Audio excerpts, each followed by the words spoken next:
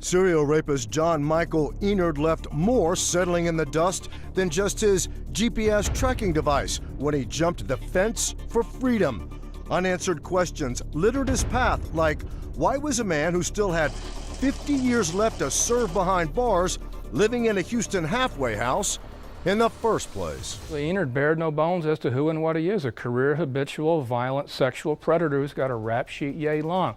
Since Enard apparently told prison officials he would rape again, he got a dubious distinction 5 months before he was paroled. He was civilly committed.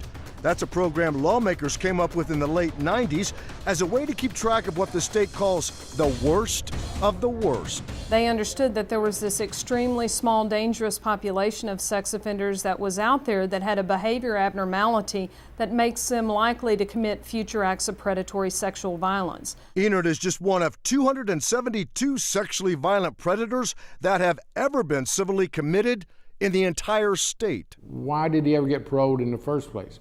That is a very reasonable question. State Senator John Whitmire was a major force in creating the state's civil commitment program. And we expected those people to have served their entire prison sentence. In fact, the whole purpose of the program, the state senator says, was a way to keep track of Texas's most dangerous serial rapists and child molesters after they had to be released. On the surface, it just doesn't make sense to say, okay, we're going to parole a civilly committed, sexually violent predator. It should not happen.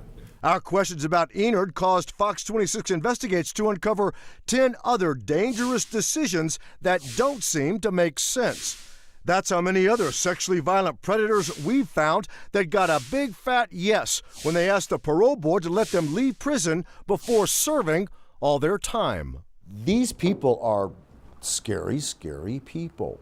They were deemed to be civilly committed, and yes.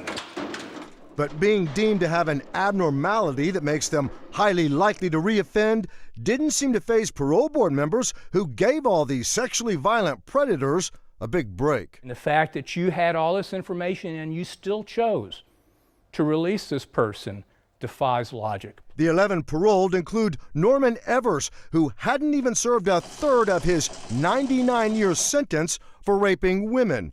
According to documents we obtained, one of the reasons parole members approved Evers was because he completed a vocational program in prison. That begs the question, who would hire Evers or any of these other sexually violent predators, since they will likely be under civil commitment their entire lives? I learned about it through you, and that's not a good system. Senator Whitmire, who serves as chair of the Senate Criminal Justice Committee, says no one with TDCJ told him Enard's status after he absconded. The parole board has some explaining to do, I guess. Of course, of course. It wasn't his decision to release them, but we still asked Stuart Jenkins, the director of the state's parole division, what he thought. Why would anybody say, let's open the door and let them out? The director's silent stare is more than we've gotten from parole board members who decided to release these dangerous predators. They've been dodging us like a bullet. I'll be honest with you, the parole board nor the civil commitment agency are really giving good answers. Even if it takes Senate hearings, the longtime lawmaker vows these dangerous, dumbfounding decisions are coming to an end.